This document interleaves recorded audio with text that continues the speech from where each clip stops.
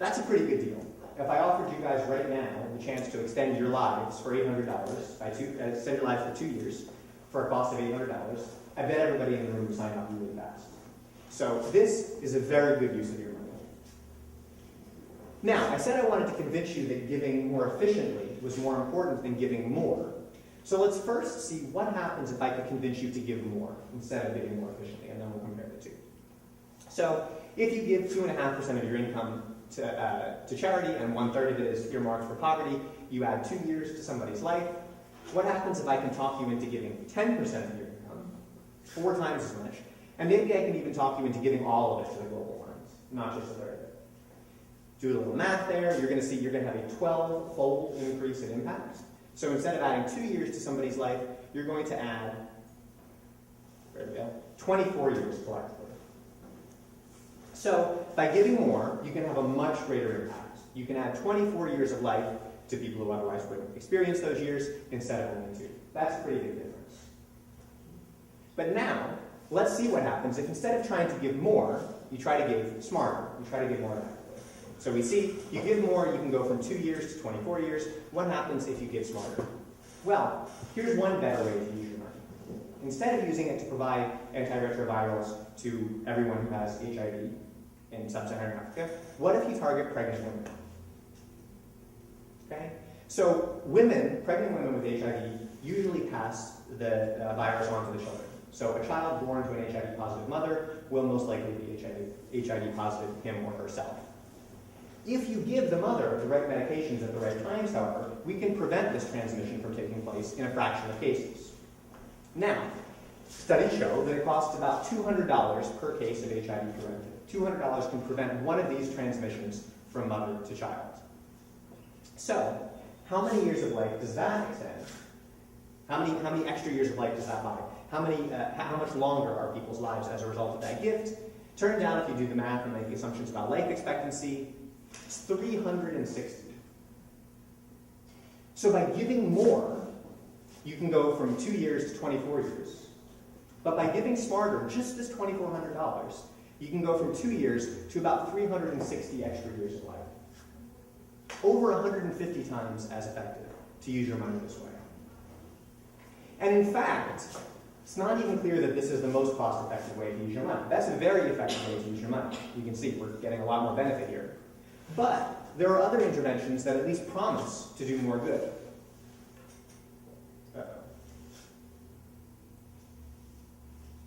Okay, we may have to take, there we go.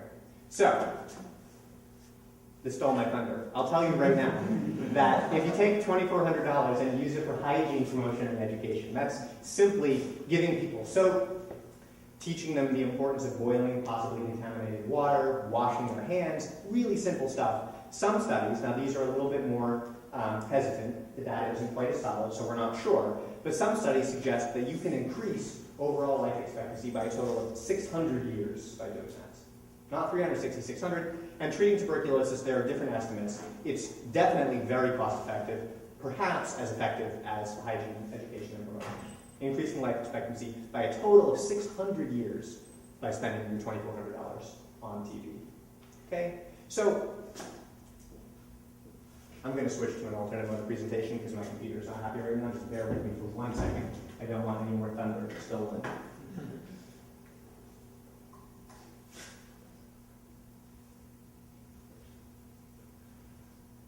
Okay, so I'm going to talk while it, hopefully, because here we go. Okay. So we're going to go to here, and we're going to go there.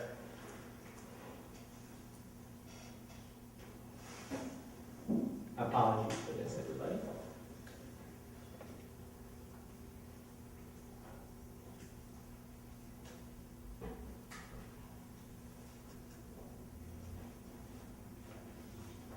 Actually, Andy, can you, oh, there we go. Is that up now? There, we'll do it this way. This is fine.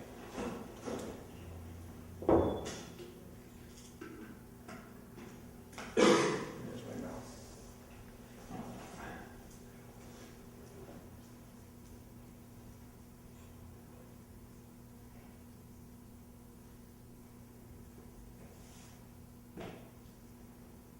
There we go. Okay.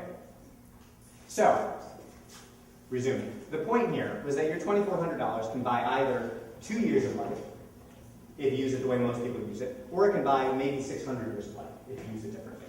That's a massively different impact, something that I think everybody should be taking into account when you give. Okay, now, maybe health isn't your thing.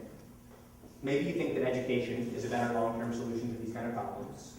Instead of just making sick people healthy, let's lay a foundation for future generations, and the best way to do that is to educate children. That seems like a pretty reasonable position. So suppose that you want to use your money towards education instead of towards health. Let's see what kind of an impact you can have if you spend your $2,400 on education. So again, let's divide it up like most people do, 2/3 and 1/3. Let's assume that you're going to spend 2/3 of your your education budget on a domestic charity targeting the poor, and 1/3 on an international charity targeting the poor. Okay? So you're already being much more effective than most people because all of this money is targeting the poor, just some of it domestic, some of it international. So let's take that $1,600 and say you donate it to Teach for America.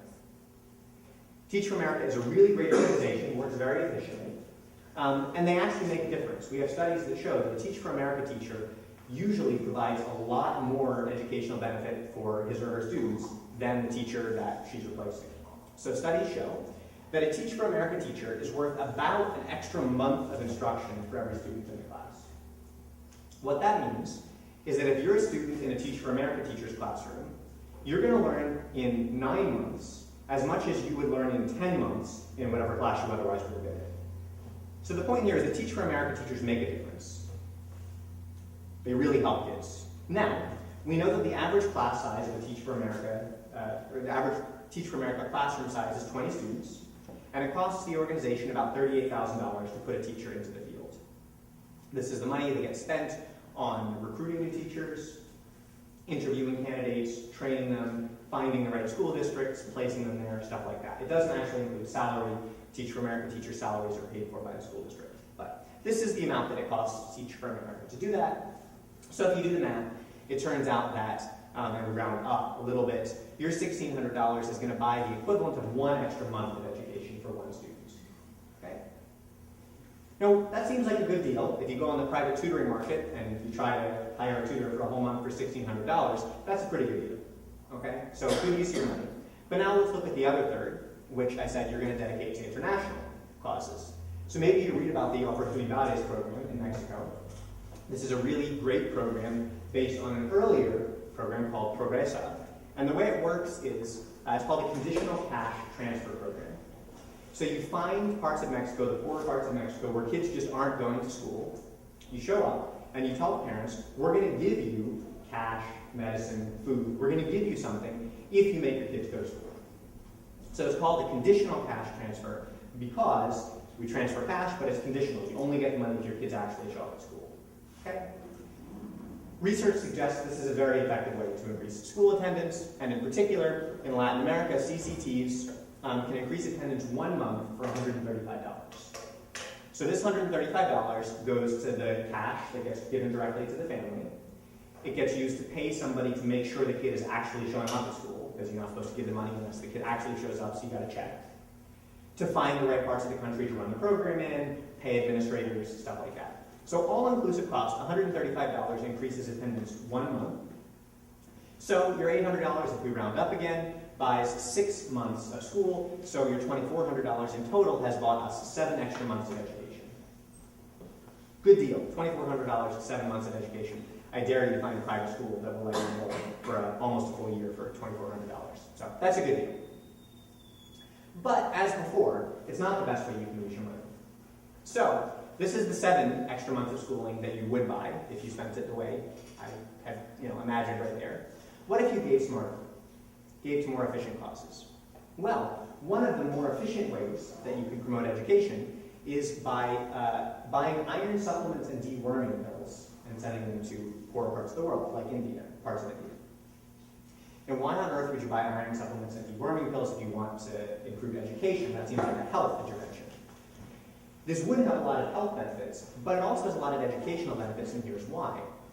Iron deficiency and certain parasitic infections, hookworms, things like that, are really common in the poorer parts of the world.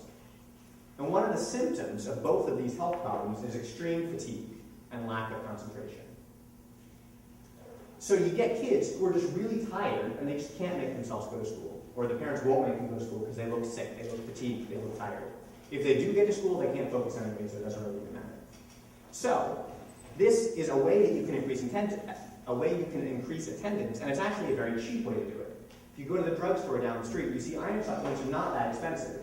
And what you buy at CVS is already marked up 10,000 times or something like that. So if you're an international charity, you can get these really cheap. Deworming pills are also cheap, on the order of 50 cents a pill, and a pill will deworm someone for a whole year. Okay? This is a really cheap intervention, and it turns out, we do studies, we see if you give people these pills, how many more kids show up at school. And the answer is a lot. $100 worth of this intervention increases attendance by 30 months in India. So that means that if you give your $2,400, and each $100 is buying an extra 30 months of school attendance, you end up with 720 extra months of attendance. So by giving your money to deworming and iron supplements, instead of the causes you were originally going to give it to, you can have more than 100 times the impact. It's a massive, massive difference. And in fact, deworming in India is very cost effective, but it's not the most cost effective thing you can do with your money. What if you took those same deworming pills and you sent them to Kenya? Okay? In Kenya, the effect is much greater. That's 3,000 extra months of school, and that's only half the benefits. You get 6,000 months of schooling for $2,400 if you use deworming pills in Kenya. So here, I don't know if you can see it, these 7 red dots, those are the months you were going to get. And when you give them this other way, this is what you get. Just a massive, massive, massive difference in cost effectiveness. Almost 100 times as effective. Sorry, 1,000 times as effective. 7 to 6,000. Almost 1,000 times as effective there. Huge, huge differences. Okay? I think it's important, and so in general, when you do research like this, you see that attempts to combat poverty, malnutrition, disease, and poor education can sometimes differ in effectiveness by a factor of 10,000. And it's really important to note that I have not been comparing good charities to fraudulent ones. We all read about cases where the CEO of some charity, takes all the charity's money and goes to some, tropical island somewhere, and everybody curses, oh, I gave away my money for nothing. We all read about, the scholarship fund that looks like it's established to benefit, underprivileged children, but politicians make sure that it's really friends of theirs that get the scholarships or something like that. Those are fraudulent charities. And it wouldn't be surprising that a good charity could be much more effective than a fraudulent one.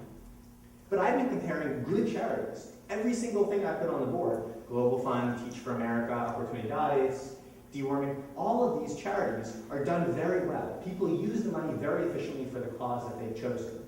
The difference in effectiveness, therefore, comes from the cause itself. It doesn't come from being well-run or poorly run. So what this suggests is what I was trying to convince you of earlier, what I said I was going to try to convince you of. Where you give is much more important than how much you give. The causes you give to are much more important than how much you give. You can visualize it like this. So this isn't showing up very well, but trust me, all these little things are people. And all these people need your help. Okay? This is what most of us are doing. We're giving a small amount and we're helping a small number of people. If you want to have a greater impact, there are 2 ways that you can have a greater impact. First, you can just give more, increase the level of generosity. Or second, you can take the same amount you're giving and give it more effectively. As we saw, either one of these is a way of increasing your impact. If you give more, you will have a larger impact than if you didn't. But there's a limit to how much more you can give here. I could give twice what I'm giving now. Maybe I could even give 4 or 10 times what I'm giving now. But I couldn't possibly give 100 or 1,000 times what I'm giving right now because I don't have that much money. I don't know how to get that much money in order to give that much more. So there's a limit on this access. There's only so much more you can do. And further, the more you give here, the less you have. So this, as you get higher up this axis, you start incurring very large sacrifices, very large costs for yourself.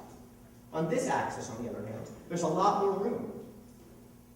If different interventions can differ in effectiveness by 10, 100, 1,000, maybe even 10,000 times, you can increase your impact without incurring any greater sacrifice. And now notice that once you start giving much more effectively, if you then become more generous, now the effects, they multiply. They work together. Now you can have a really huge impact. And that is what Giving What We Can is trying.